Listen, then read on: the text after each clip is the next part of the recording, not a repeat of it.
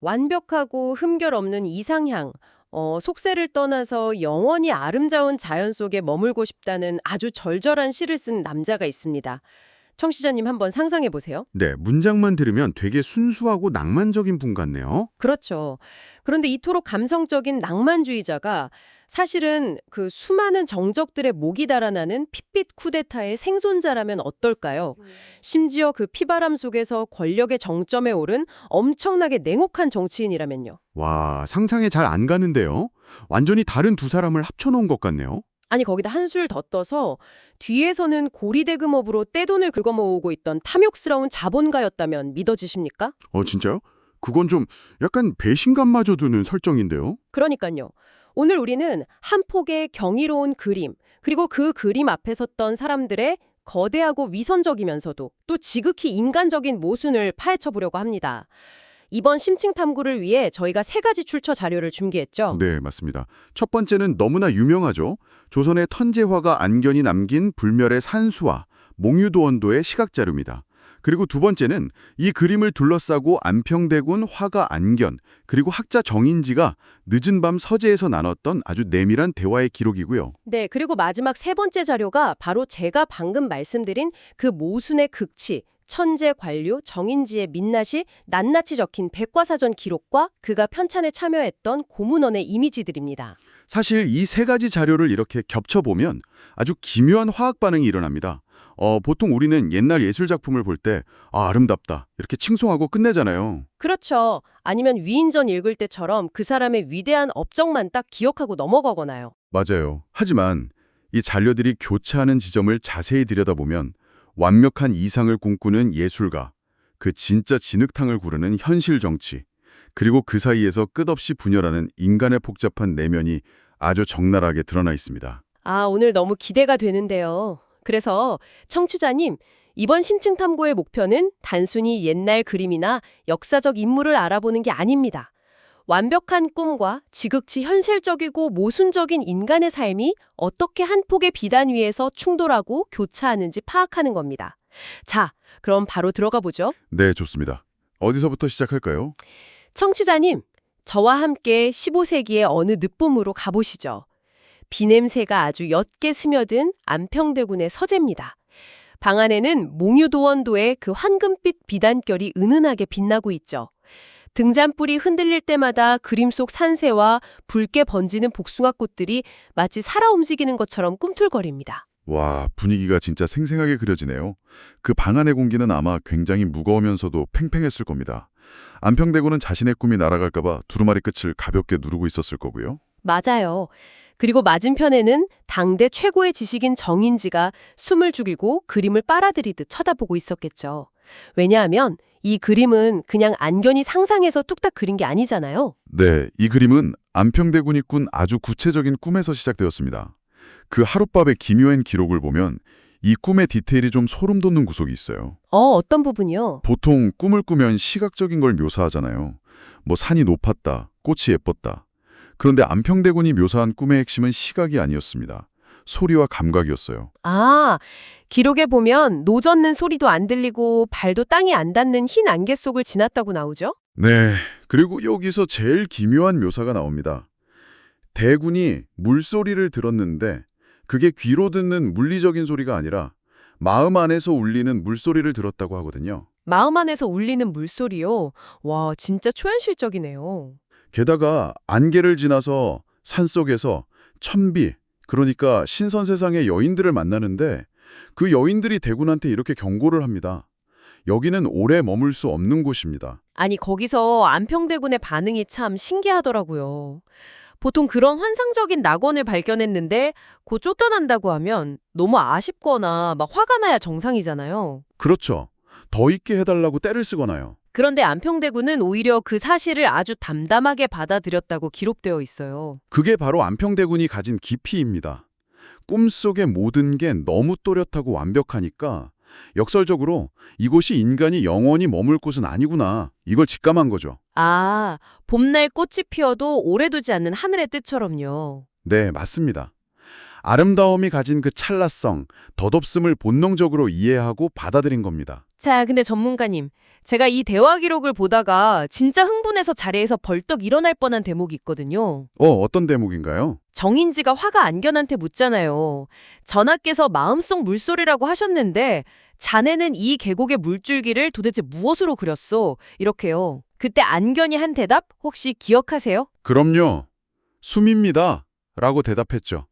전하께서 꿈을 이야기하실 때 문장과 문장 사이에 아주 미세하게 멈추는 숨, 그 호흡의 멈춤마다 붓을 들어서 물결을 밀어 넣었다고 했습니다. 와, 청취자님 이거 진짜 미친 거 아닙니까? 이거 현대적인 개념으로 생각해보면요. 안견은 단순히 풍경을 스케치하는 일러스트레이터가 아니었어요. 약간 오디오 파형 그 오디오 웨이브 폼 있잖아요. 우리가 녹음할 때 화면에 뜨는 그 물결 모양 파형이요? 네네. 마치 인간 지진계나 오디오 파형을 시각화하는 기계처럼 작동한 거예요. 말을 하는 안평대군의 그 미세한 호흡, 목소리의 떨림, 침묵의 리듬, 그걸 그대로 시각적 데이터로 변환해서 비단 위에 흐르게 한 거잖아요. 이건 진짜 천재적인 해석 아닌가요? 와, 그 오디오 파형이라는 비유가 정말 찰떡이네요. 안견은 단순히 형태를 그린 게 아니라 말하는 사람의 시간과 감정의 진폭을 그린 거니까요. 그런데 여기서 더 재밌는 건 안견이 그 주파수를 그냥 받아 적기만 한 게 아니라는 겁니다. 그럼 또 뭘 했죠? 기록을 보면 안견이 안평대군의 꿈이 딱 끝난 지점, 그 너머에 텅 빈 먼 봉우리를 더 그려 넣었어요. 그래서 왜 거기에 굳이 봉우리를 그렸냐고 물어보니까 안견이 이렇게 답합니다. 전하의 꿈은 끝났으나 길 자체는 끝나지 않았다고 여겼기 때문입니다. 라고요. 세상에, 그니까 유한한 인간의 하룻밤 꿈을 예술가의 렌즈를 통해서 영원성으로 쫙 확장시켜버린 거네요. 맞습니다. 그런데 아이러니하게도 그렇게 확장을 시켜놓고 정작 마지막 복숭아꽃 한 점을 찍을 때는 엄청나게 주저했다고 하죠. 붓 끝에 붉은 곡을 듬뿍 묻혀놓고도 비단 위에서 한참을 망설였다는 부분요. 왜 그랬을까요? 마지막 꽃 한 점을 찍어버리는 순간 그림이 완성되잖아요.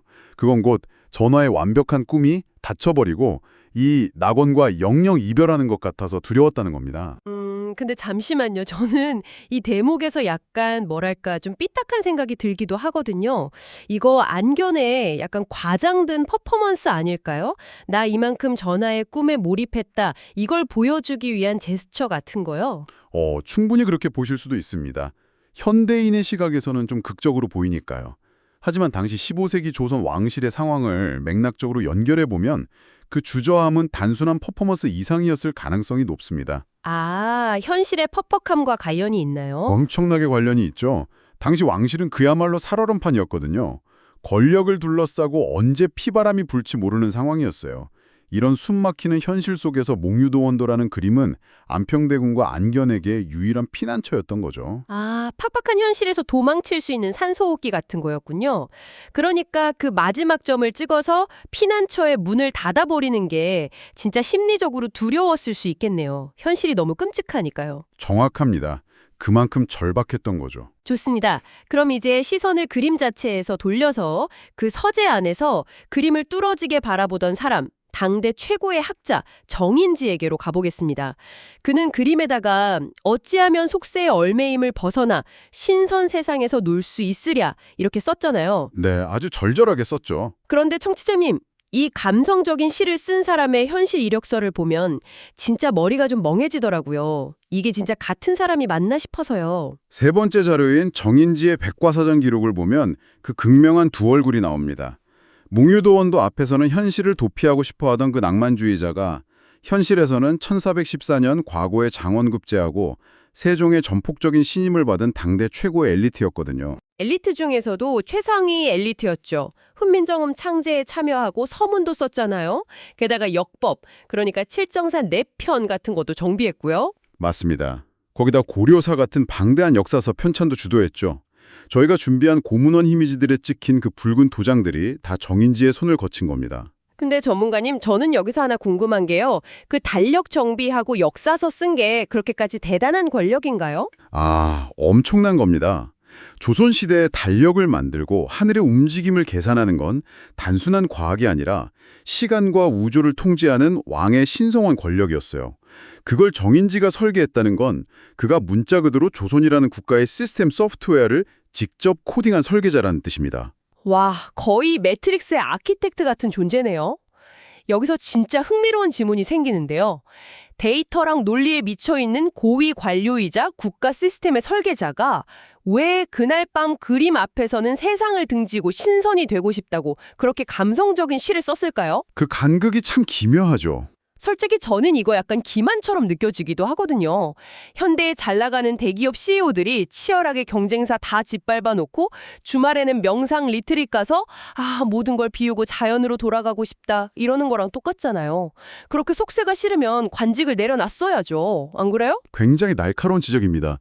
그런데 이걸 당시의 더 큰 시대적 맥락과 연결해보면 조금 다르게 보입니다.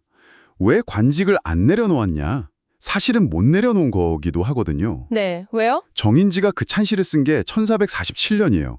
그리고 불과 6년 뒤인 1453년에 조선 역사상 가장 잔혹한 권력투쟁인 개유정변이 터집니다. 수영대군이 조카 단종을 몰아내고 조정을 피바다로 만든 그 쿠데타죠. 유명하죠. 김종서 철퇴 맞고 죽은 그 사건. 맞습니다. 그런데 여기서 정인지는 수양대군, 즉 세조의 편에 섭니다.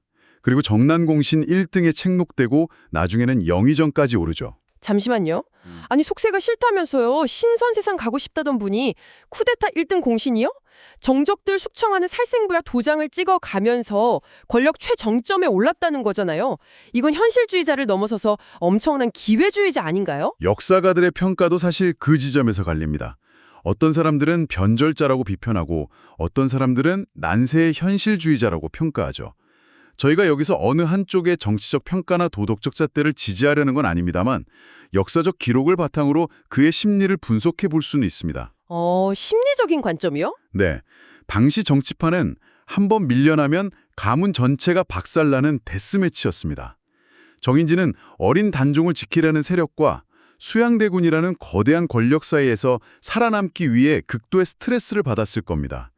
자신이 매일 피를 묻히며 굴려야 하는 이 참혹한 현실 정치가 본인도 끔찍했을 수 있죠. 그러니까 역설적으로 자기가 권력의 정점에 서서 피를 묻히고 있었기 때문에 그 진흙탕에서 벗어난 깨끗한 안개 속 도원, 그 묶은 꿈에 대한 갈망이 누구보다 깊었을 거라는 말씀이군요. 바로 그겁니다. 처절한 생존 투쟁을 하는 사람일수록 도피처가 더 간절하게 필요한 법이니까요. 와, 낭만이 아니라 처절한 비명에 가까웠을 수도 있겠네요. 그렇게 들으니까 좀 이해가 가기도 합니다. 그런데 청취자님, 이 정인지의 삶을 기록한 백과사전 자료를 끝까지 쭉 읽어보잖아요. 정말 헛웃음이 나오는 기묘하고 인간적인 결점들이 쏟아져 나옵니다. 네, 맞아요. 그 완벽해 보이던 사람이 사실 전혀 완벽한 기계가 아니었죠. 술자리에서 왕한테 무례하게 굴다가 쫓겨난 적도 있다면서요? 네. 세조 곁에서 최고 권력을 누릴 때 주정을 부리다가 혼나기도 했고요. 또 한 번은 왕이 불교 서적을 간행하려고 하니까 자기가 유교 국가의 원칙을 내세우면서 끝까지 반대를 합니다. 그러다가 결국 분노한 왕한테 고신, 그러니까 관직 임명장을 몰수당하는 수모도 겪었죠. 피도 눈물도 없는 계산적인 알파고인 줄 알았는데 술 먹고 주정도 부리고 자기 목 날아갈 각오로 직원을 퍼붓기도 하는 진짜 엄청나게 입체적인 인물이네요. 그렇죠. 앞뒤가 안 맞는 행동들을 많이 했습니다. 그런데 제가 이 기록들을 보면서 제일 경악했던 반전은 따로 있습니다. 그 성종 시절에 있었던 사건. 그거 좀 설명해 주시죠. 그게 사실 정인지 삶의 가장 큰 아이러니를 보여주는 대목인데요. 성종 때 국가가 학덕이 높은 원로에게 주는 최고의 명예인 삼로오갱이라는 자리에 정인지가 추대될 뻔합니다. 이거는 그냥 벼슬이 아니라 국가의 진정한 정신적 스승으로 인정받는 그런 자리인 거죠? 맞습니다. 그런데 대관들, 그러니까 언론기관 관리들의 엄청난 반대로 이게 결국 무산돼요. 아니 왜요? 학문적인 업적으로 치면 정인지를 깔 사람이 없지 않나요? 학문이 문제가 아니었습니다. 반대 이유가 충격적인데요. 정인지가 뒤에서 장리를 통해 재산을 불리는 데 전념했다는 사실이 폭로됐기 때문입니다. 장리라면 그 고리대금원 말씀이시죠? 아니 나라의 역법을 설계하고 그 이상향을 노래하던 고결한 영의정이 현실에서는 백성들한테 곡식 꿔주고 고금리 이자 받아내는 악덕 사치업자였다고요? 네, 기록에 명백히 남아있는 팩트입니다. 진짜 모순이라는 단어로도 부족한데요. 아니 이미 영의정까지 한 사람인데 왜 그렇게 돈에 집착했을까요? 이건 많은 추측을 낳게 하는 질문이죠. 어쩌면 그 불안정한 시대가 만든 괴물 같은 본성일지도 모릅니다. 어제까지 함께 웃던 동료가 오늘 반역죄로 처형당하는 걸 수없이 본 사람이 정인지잖아요. 아, 권력의 무상함을 제일 뼈저리게 느꼈겠네요. 그렇죠. 아무리 영의정이라도 왕의 기분 한 번이면 하루아침에 날아가는 신기루일까요? 이런 끔찍한 불확실성 속에서 그가 유일하게 통제하고 손에 쥘 수 있었던 구명조끼가 바로 돈뿐이었을지도 모릅니다. 아, 이상향을 노려하는 고결한 학자의 얼굴과 불안감에 쫓겨서 이자를 긁어모으는 탐욕스러운 자본가의 얼굴. 그 두 가지가 정인지라는 한 사람 안에 다 있었던 거군요. 정치적 스펙트럼 다 떼고 기록만 객관적으로 보니까 인간 본성이 진짜 입체적이라는 게 느껴집니다. 네, 어느 하나만 진짜라고 할 수 없는 그 모순된 파편들 전부가 바로 정인지라는 인간이었던 겁니다. 자, 청취자님. 지금까지 우리는 15세기 조선의 어느 서재에 모였던 사람들의 복잡한 내면을 쭉 해부해 보았습니다. 그런데 이 오래된 기록을 오늘날 우리의 현실로 가져와 보면 어떨까요? 솔직히 정인지의 저 분열적인 모습, 남일 같지만은 않으시죠? 맞아요. 우리 모두의 내면에도 안평대군과 정인지가 공존하고 있으니까요. 우리는 누구나 안평대군처럼 순수하고 완벽한 도원, 나만의 이상향을 꿈꿉니다. 하지만 내일 아침이 밝으면 어떡하죠? 출근해야죠. 가서 정인지처럼 복잡한 사내 정치도 탐색해야 하고요. 그렇죠. 생존을 위해서 때로는 세속적인 이익, 그 장리를 쫓아서 고군분투해야 합니다. 그러다 술 마시고 실수도 하고 후회도 하면서 사는 거죠. 이상과 현실이 내 안에서 끊임없이 치고받고 싸우는 기분이 들 때가 참 많잖아요. 이런 충돌을 우리는 어떻게 받아들여야 할까요? 꿈은 길을 보여주되 사는 일은 길 위를 걷는 것이니. 아, 꿈은 길을 보여주되 사는 일은 길 위를 걷는 것이다. 네, 이상은 우리가 어디로 향해야 하는지 방향을 알려주지만 우리의 두 발은 결국 진흙과 돌밭이 섞인 현실 위를 묵묵히 걸어가야 한다는 거죠. 이상향과 속세의 이익 둘 중 하나를 부정할 필요가 없습니다. 그 둘 사이에 팽팽한 긴장감을 안고 살아가는 것 자체가 바로 생생한 인간의 삶이라는 걸 이 기록들이 증명하고 있으니까요. 이상이 완벽하지 않다고 현실을 비관할 필요도 없고 또 현실이 진흙탕이라고 해서 꿈을 포기할 필요도 없다는 뜻으로 들리네요. 참 위로가 됩니다. 자, 청취자님. 오늘 깊은 탐구를 마치면서 당신의 마음속에 작은 파문을 일으킬 질문을 하나 던지고 싶습니다. 아까 저희가 안견이 그림을 완성하면서 길을 끝내지 않았다고 했잖아요. 다음 꿈을 위해서 비단 오른편의 여백을 텅 비워두었다고요. 네, 그랬죠. 그렇다면 청취자 당신의 삶에서 완결되지 않고 의도적으로 남겨둔 그 비단 우측의 여백은 무엇입니까? 현실의 무게와 통장 잔고의 압박에 짓눌릴 때 당신이 언제든 도망칠 수 있도록 혹은 언젠가 열리기를 기다리며 남겨둔 당신만의 끝나지 않은 길은 어디로 향하고 있습니까? 바쁜 일상 속에서 잠시 멈춰서서 그 여백의 의미를 한번 고민해 보시는 것도 좋겠습니다. 당신의 가슴 속에도 그 누구에게도 들키지 않은 은은하게 빛나는 황금빛 비단결이 하나씩 펼쳐져 있기를 바라면서요. 오늘 저희가 준비한 심층 탐구는 여기서 모두 마치겠습니다. 끝까지 함께해 주신 청취자님 감사합니다.